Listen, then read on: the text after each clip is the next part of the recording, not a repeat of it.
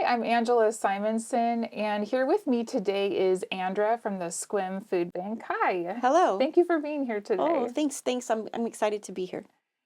So, as you remember, this past December, we had our Advent Conspiracy campaign, and we raised funds throughout the month to give to our local and global organizations. And the Sequim Food Bank is one of those organizations.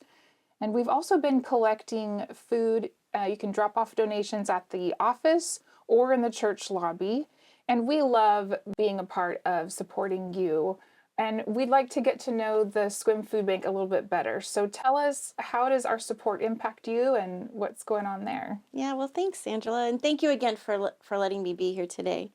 The Sequim Food Bank has a lot of programs that really work to support our community, and we work really hard at expanding them and always working and improving them to ensure that we are doing the best that we can to support the community and the needs in the way that they need it most. So some of the programs that we have, of course, most of the people recognize and are familiar with our weekly distributions. Those are 3 days a week, Monday afternoons, and then Friday and Saturday mornings. And since March of 2020, we've been using a drive-through system where families and individuals can either drive or walk through and receive a variety of food. We work really hard to be nutrient dense and have a balance of nutritious food.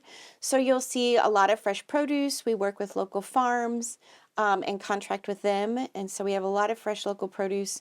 We also have a variety of canned goods and dry goods, as well as breads, pastries. And then we also have dairy, meat, milk, eggs, and the such. So there's a variety and a lot of food that's available for anyone who wants food, is eligible to come, is able to come and get food. In addition to that, we also have weekly distributions. So we distribute food on Mondays and Thursdays to individuals who aren't able to make it to the food bank. Families and individuals can call in and ask for delivery. We have staff and volunteers that will call them back and really individualize their delivery to make sure that we provide them with exactly what they need. It may be for dietary restrictions or health-related restrictions. It might also be that things that are easier to cook, ready to reheat meals in order to, some individuals may not be able to stand for periods of time and be able to make a from scratch meal. We also have a new program that was a pilot program for us last year, and it's called Welcome Home Food. It is also a food delivery program, but it focuses on people that are being discharged from hospitalization and need a little extra support with recovery at home. So these are really specific meals that we collaborated with the Port Angeles Food Bank. They in collaboration with a registered dietitian that we worked with that created the recipes for the meal. So they're really nutrient dense, really helpful in recovery for those that are exiting hospitalization or rehab. And it's a 4-week home delivery program. So it is a program that is it's a referral-based program. So we work with a lot of healthcare partners.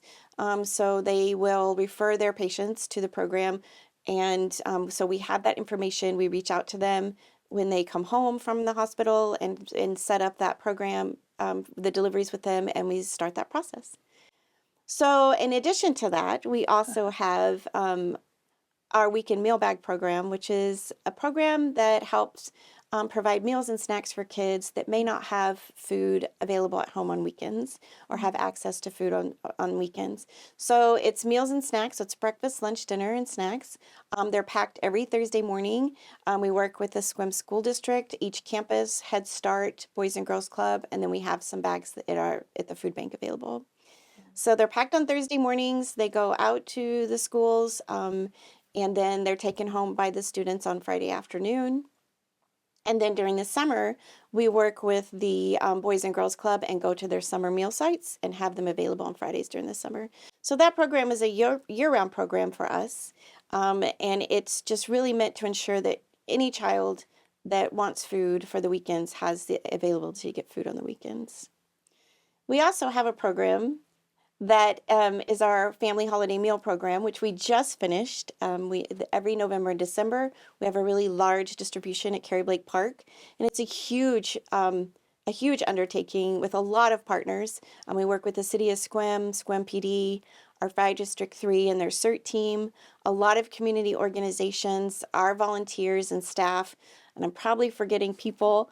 The Trinity United Methodist Church, we use their parking lot, and so it's really, it's at Cary Lake Park. People line up. It's a drive-through system again. And so those bags of food are really meant to support families who are coming together and sharing a meal during the holidays. The Thanksgiving, the November one is really geared towards Thanksgiving and that meal. That our December distribution is got some of those items in there, and also other items to help feed the family during the holidays. Things like pancake mix and peanut butter. So if you have people sleeping over and you want to enjoy a breakfast together as well as a lunch meal, then it's all there together. And then lastly, we are part of a collaborative work called the Sequim Health and Housing Collaborative. And that collaborative came together in 2019 as the result of a request from the City of Sequim for a collaborative way to for human services organizations to work together. So we are one of the partners, and some of our responsibilities with that collaborative work is to provide space. So we have space available for our partners to have a physical, physically be at the Sequim Food Bank while we're open to help support our visitors as they're coming to access food. So we realize that it's more than food. When people are usually need food, there's other things that folks and families need. And so we want to listen and understand what our community needs are, and then find those partners that we can help support those families. A goal for us is to have the Sequim Food Bank centered as a service hub. So have those either direct access or pathways to additional services to support families when they need it. Wow. So that's what we do. That's a lot more than I was aware of. Yeah, it is a Wow. lot. Wow. So if someone was interested in getting involved in, I mean, there's so many different things to choose from. What does that process look like, and how can someone get that started? Yep, there's a lot of ways. First of all, we're extremely grateful for DCC and their continued support of our work. Financially, I know that with the Advent donation, which was very generous and very grateful, and then also with your monthly and weekly food donations, that is wonderful as well. So in addition to that, I'm not saying instead of, but in addition to, there's ways that anybody can get involved. If you're interested in volunteering, there's all kinds of ways that people can volunteer. In more than just the weekly distributions that you see on Mondays, Fridays, and Saturdays. We have volunteers that come and help prep produce in preparation for our distributions. We have volunteers that come and help support it just once or twice. Whenever we have a big food drive, say in May, we have the postal carrier drive that's coming up. We need help sorting that, so we can either have single people, or if you want to get a group together to come and help have a sorting party, we collaborate with our volunteer coordinator, and she can get that set up and have people come and help volunteer. If you want to just volunteer, say for one type of distribution, like our holiday distribution, that's a way to support it as well. So there's a lot of ways if you want to come down and volunteer. There's either regularly or just once or twice a year, or just do a group volunteer. There's ways that we can make that happen too. Okay. Would they visit your website or give you a call? What's the best way? So the best way, if you want to just be an individual volunteer, go to our website, sequimfoodbank.org, and there's a tab, I think, that says how you can help, and there's some forms that you can fill out and you bring it in. If you're interested in collaborating and doing some sort of a group volunteer, I would call our office and ask for our volunteer coordinator, and she can call you back and get some information. And whenever we have a group volunteer opportunity, she can give you all a call. Okay. Yeah. I really enjoyed learning more about this. Well, thank you. You know, our community engagement team is happy to support you. And it's just fun to see the many different ways that can happen.